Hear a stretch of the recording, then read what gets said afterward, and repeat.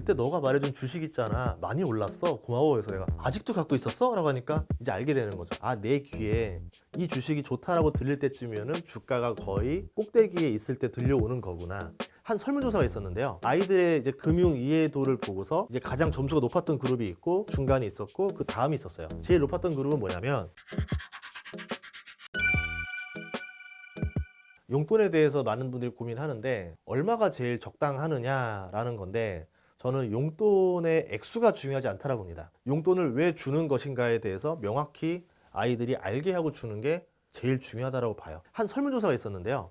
아이들의 이제 금융 이해도를 보고서 이제 가장 점수가 높았던 그룹이 있고 중간이 있었고 그 다음이 있었어요. 제일 높았던 그룹은 뭐냐면 놀랍게도 용돈을 전혀 받지 않는 아이들이었어요. 의외죠. 그리고 그 다음이 집안일을 하거나 뭐 책 읽기 하거나 뭐 이런저런 일을 했을 때 보상으로 용돈을 주는 애들이 그 다음이었었고, 가장 점수가 낮았던 건 뭐냐면 아무 조건 없이 그냥 엄마가 한 달에 얼마 용돈 주는 애들이 제일 안 좋았습니다. 왜 그럴까요? 제가 생각을 해봤거든요. 왜 용돈을 전혀 받지 않는 아이들이 왜 금융의 이해도가 높았을까? 왜냐면요, 돈이 필요할 때마다 엄마를 설득해야 돼요. 뭘 사고 싶을 때마다 사업 계획서를 계속 말해야 되는 건 똑같은 거예요. 내가 이게 왜 필요한지를 설명해야 되는 겁니다. 그러면 예를 들어서 애매하게 말하면 엄마가 그냥 그대로 줄까요? 아니죠. 꼬치꼬치 캐묻겠죠. 그러면 그거에 대해서 논리적으로 설명을 해야 되다 보니까 용돈을 전혀 받지 않은 게 아니라 용돈을 타기 위해서 매번 고생을 하는 친구들인 거예요. 전 그래서 1등이라 봐요. 두 번째는 뭐냐면 예를 들어 집안일, 책 읽기 이건데, 이거는 잘해줘야 돼요. 예를 들어서 딱 책 한 권 읽었어 500원, 책 한 권 읽었어 500원 이러면은 그냥 오늘 날 잡고 한 20권을 쫙 읽어버려요. 막 그냥 막 넘겨요. 그럼 이게 읽었는지 아닌지 알 수 없잖아요. 그런 상태로 10,000원. 그리고 신발도 이게 필요한 신발들만 닦아줘야 되는데 필요 없는 것까지 막 다 닦고 나서는 얼마, 이렇게 하면은 좀 이상해집니다. 그리고 나서 나중에 뭐 합니까? 뭐 부모님이 자녀한테 뭐 하나 시키면 얼마 줄 건데, 이런 식으로 이제 뭐 돈을 요구한다던가 이렇게 되면서 오히려 이 경우는 조금 애매한 경우도 있어요. 이거는 잘 설정해야 되는데 부모님들이 어떻게 더 디테일하게 잡아야 되는지 몰라서 그런 경우 많거든요. 그거였고, 그 다음은 뭐냐면 아무 조건 없이 정기적으로 용돈을 주면 어떻게 될까요? 예를 들어서 직원한테 회사 일에 대해서 거의 시키지도 않고 아무 조건 없이 그냥 300만 원씩 월급을 이렇게 준다 칩시다. 이 직원 어떻게 될까요? 예. 어떻게 뻔히 보이잖아요. 근데 직원은 그렇게 될 게 뻔히 보이면서 자녀한테는 그렇게 주고 있습니다. 왜? 자녀를 너무 사랑하니까. 아우 예뻐 죽겠네 라고 하는데, 이 자녀가 돈을 부족해야 희소성을 느끼고, 희소성이 있어야 선택에 대한 고민을 하고 경험을 하고 포기를 하고 만족을 해봅니다. 아니면 이 돈을 가지고 투자를 해본다던가 여러 가지 경제적인 활동을 해볼 수가 있잖아요. 근데 그런 거 없이 계속 주면은 아, 이 돈은 그냥 쓰라고 주나 보다. 그냥 다 써야 되겠다. 어차피 다 써도 또 주고 또 줄 테니까 라고 되는 거죠. 그러면 이 친구 입장에서는 경제적인 개념을 테스트해 볼 기회를 계속 놓치는 거죠. 그래서 저는 이렇게 된다라 봐요. 그래서 공짜 용돈 절대 주지 마시고 자녀들한테 내가 이 용돈을 왜 주는지를 설명해 주세요. 예를 들어서 너희가 학원을 갔다 왔다 갔다 할 때 교통비가 필요하지. 그리고 그 학원 시간 중간이나 이제 학교 마치고 나면 배고프니까 간식을 사 먹어야 되는데 간식에 대한 가격을 주는 거야. 그리고 너희들이 주말에 친구 만나서 주말에 노는 거는 학교 생활과 학원 생활을 하는 게 아니라 친구들과 너희들이 여가를 위해서 쓰는 돈이니까 이거는 줄 수가 없어. 이 부분에 대해서는 너희들이 무언가 생산 활동을 해서 벌어서 쓰면 좋겠어 라고 해서 그거를 리스트를 만들어주면 좋을 것 같아요. 평일에 필요한 돈, 주말에 필요한 돈, 그리고 뭐 내가 연예인을 좋아해서 사야 되는 돈, 이것들은 너희들이 벌어야 된다. 그 개념으로 알려주고 그냥 막무가내로 벌면은 주는 게 아니라 어떤 활동에 대해서 만족도 평가를 한다던가 예를 들어서 부모님이 딱 책 읽었어? 그럼 만족도 평가를 해볼까? 라고 해서 질문을 해보는 겁니다. 그랬더니 대답을 잘하네. 정말 잘 읽었네. 그래, 그럼 만족도가 몇 점 이상이니까 이 용돈을 줄게. 근데 만족도가 2점 정도가 나오면 이제 책 읽기로는 용돈을 줄 수가 없어. 이런 정도의 규정이 있어야 되겠죠. 그래야 자녀들이 아, 이 돈이 막 나오는 게 아니구나. 일도 잘해야 돈을 벌 수 있구나 라는 거를 느끼게 될 것 같아요. 부자가 될수록요, 돈을 경험해 봤잖아요. 이게 진짜 무서운 게 경험입니다. 이런 생각 해본 거죠. 저도 어릴 적 살았지만 부자로 살았다가 돈을 잃으면 얼마나 처참해지는지를 부자들이 더 잘 알지 않을까요? 없어 본 사람은 저 부자를 경험하지 못했어요. 예를 들어서 내가 야, 나 한 달에 300만 원이면 그냥 연금처럼 하면 나 너무 편하게 살 수 있을 것 같아라 하는데, 아니, 월 3천만 원 쓰던 사람이 월 300 쓰라 그러면 견딜 수 있을까요? 못 견디죠. 그리고 이미 자기 소비나 모든 인맥 수준이 거의 세팅이 되어 있습니다. 그래서 이 돈을 잃는다는 거에 대한 공포가 어마어마합니다. 그러면 부자일수록 뭘 가르쳐야 될까요? 이 돈을 버는 게 아니라 지키는 걸 더 가르치고 싶어 하죠. 당연히 우리 자녀가 이 감각이 뛰어나서 돈을 잘 벌고 뭔가 선택하면 좋겠지만 우선 돈을 잘 지키는 거는 재주가 없어도 누구나 할 수 있어요. 교육만 잘 시키면은 누구나 큰돈 잃지 않고 잘 관리하면서 꾸준히 할 수 있습니다. 예를 들어서요. 부모님이 자녀한테 1억이라는 돈을 상속을 해줬다 칩시다. 그러면 이거를 그냥 은행 금리를 넣어서 한 3% 정도 이자를 받는다 치면 자녀한테는 연 300만 원 돈밖에 안 들어가요. 근데 부자들은 단위가 달라요. 100억을 물려줬다 칩시다. 그러면 이거 그냥 은행에만 집어넣어. 그러면은 연 3억이 들어옵니다. 똑같은 3%라 치더라도 그런 부자 입장에서는 이 돈을 잃지만 않아도 우리 자손들이 계속 먹고 살 수 있겠구나 하면서 잘 방어하는 법을 가르치려고 하는 거죠. 그러면 잘 방어하는 법은 뭐가 있을까요? 여러분이 부자가 됐다 생각해 보세요. 100억을 날리려면은 100억을 가장 빨리 날릴 수 있는 방법이 뭐가 있을까요? 사업하는 거. 더 나쁜. 자, 사업도 있고요. 또 하나 뭐 있냐면 사기꾼 만나는 거. 자꾸 누구 돈 빌려달라는 사람 만나거나 사기꾼 만나는 거. 이거 다 차단해야 되겠죠. 그래서 인맥이라는 건 되게 중요시 여기죠. 좋은 사람 만나고 잘 관리하고 사람 만나는 법들. 이자에 대한 관념. 누군가 빌려준다던가 이랬을 때 그 사업이 확실한 거야? 그게 괜찮은 거야? 내가 빌려도 안전한 거야? 이런 것들에 대해서 알아야 되기 때문에 안정성에 대해서도 굉장히 많이 가르치죠. 돈에 대한 안전들, 키는 거. 그리고 사업을 한다 하면은 사업을 할 때 너가 어떻게 사업을 키우고 이 사업이 성공하는 사업인지 실패하는 사업인지 수익성이 얼마나 나고 있는지 이 사업을 접어야 되는 건지 계속 가야 되는 건지 투자를 더 해야 되는 건지 이거에 대한 판단을 내려야 됩니다. 지금 제가 말한 거에 경제 개념이라는 게 아니죠. 거의 다 경험에 가까운 것들이죠. 사기꾼도 경험을 해봐야 아는 거고 사업도 경험을 해봐야 판단을 하는 거고 그래서 안전도 이것도 교육을 하면서 경험을 해봐야 되는 거고 다 지키는 거로 다 돼 있어요. 그러면 이 자녀가 막 돈을 선택을 하지 않고 희소성 없이 마구 하는 자녀를 낳으면 어떻게 될까요? 아, 얘는 정말 소중한 우리 뭐 재벌의 자녀지만 얘한테는 사업을 물려주면 안 되겠구나. 후계에서 밀려나는 거죠. 이 재벌들 자녀 입장에서도 후계에서 밀려난다는 건 굉장한 공포입니다. 예를 들어서 우리 가문의 사업이 한 30조짜리 되는 사업인데 후계자는 그 30조짜리를 그대로 거의 이어받아서 경영을 다 합니다. 그러면 이제 그 명절마다 친척들이 모여 있잖아요. 그때 보면은 적장자가 있고 뭐가 있고 하는데 좀 능력이 뛰어나서 계열사 하나 받아서 하는 친구 이렇게 있는데 본인은 이 친척들 사이에서도 바보 취급당하고 점점 아웃사이더가 되겠죠. 스스로 그렇게 되는 거를 경험하지 않기 위해서 계속 경쟁을 치열하게 해야 되겠죠. 그 안에서도. 그렇기 때문에 뭐 부자라고 해서 뭐 방탕하다라는 개념은 일부의 얘기인 거고 대부분은 그 안에서 살아남기 위해서 굉장히 치열한 노력들을 많이 합니다. 제가 본 부자들은 그랬어요. 그래서 자녀 교육에 대해서도 또 시간의 여유도 있고 하기 때문에 정말 신경을 많이 씁니다. 근데 그 사람들 보면 다 결국은 경험으로 귀결됐던 것 같아요. 자녀들 경제교육 할 때 지금 가장 문제점, 제가 10년 전보다 지금이 더 심각해진 문제점이 뭐냐면은 인내심인 것 같아요. 못 참아요, 못 참아. AI 들어오고 나서 더한 것 같아요. 내가 원하는 질문을 찾기 위해서 인터넷으로 자료도 조사해 봐야 되고 뭐 친구들한테 물어보고 부모님한테 물어봐서 조각 얻어낸 답을 가지고 본인이 스스로 종합해서 아, 이 질문에 대한 답은 이거야 라고 만들어가는 과정 없이 AI가 딸깍하면서 그냥 바로 답을 알려줍니다.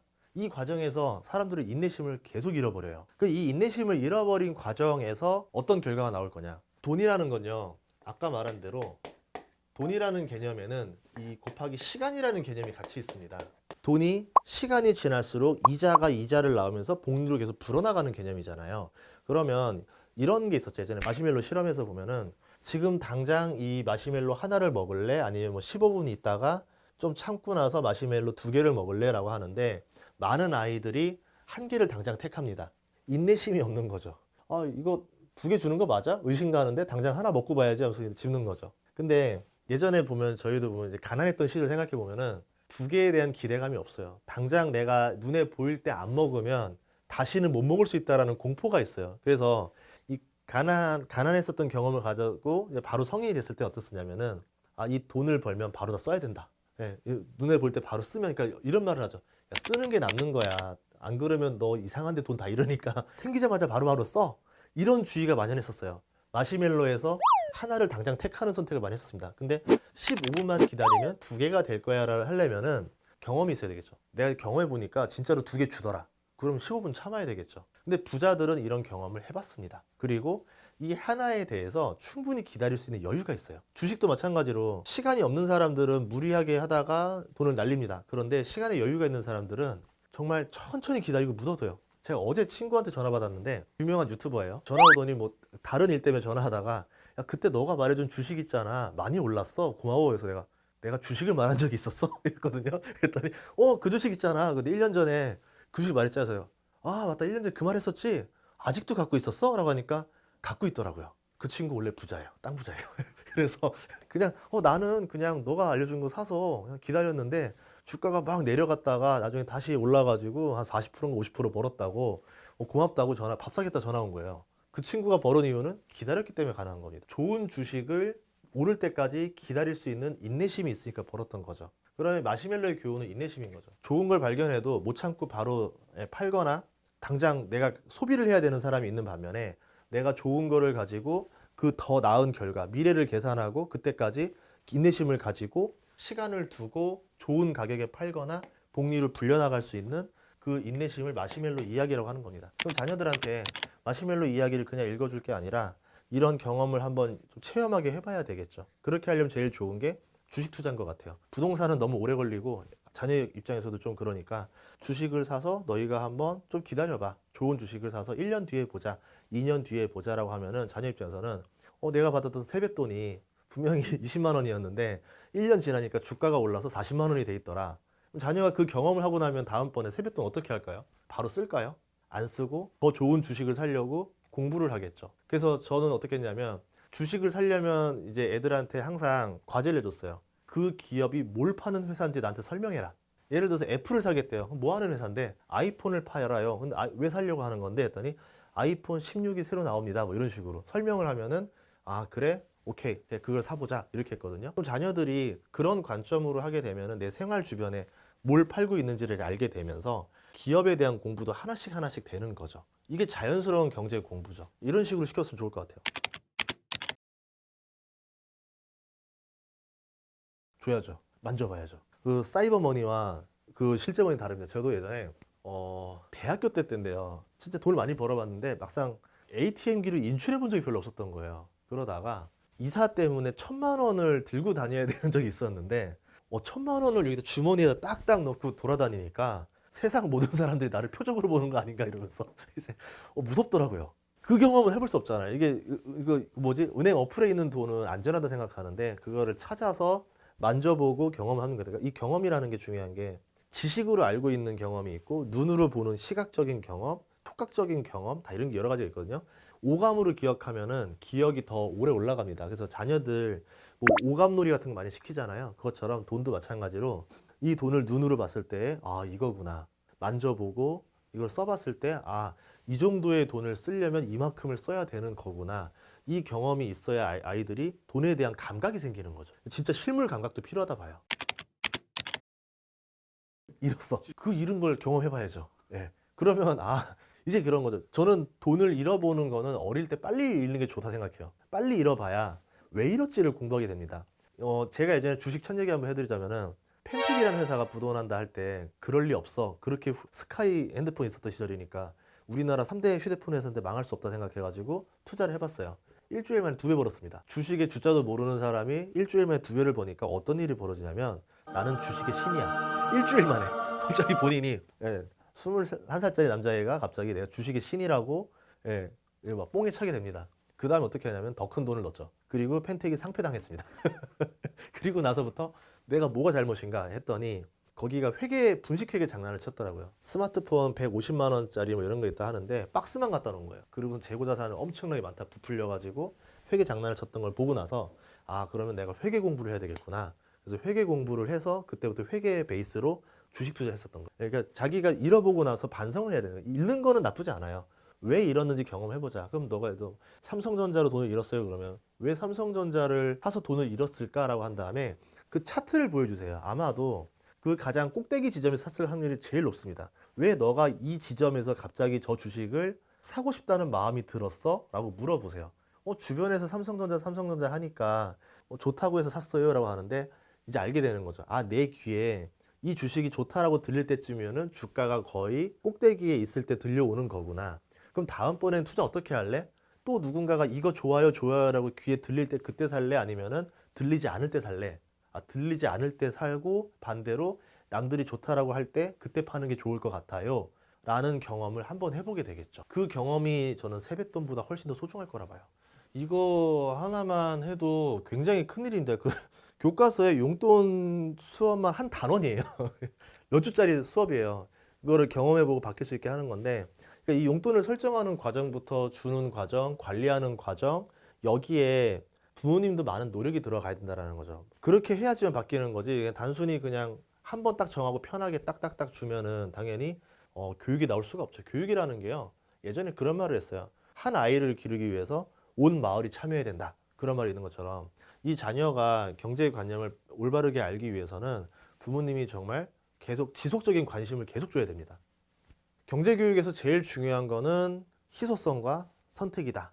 이 희소성, 부족함이 있어야 내가 벌어야 된다는 생각을 가지는 거고 또 선택을 해봐야 무언가를 얻고 무언가를 포기하는 거를 반복한다라는 거를 알게 되잖아요. 그래서 이 두 가지를 기억하시면 좋을 것 같고 경제교육에서 공짜는 없습니다.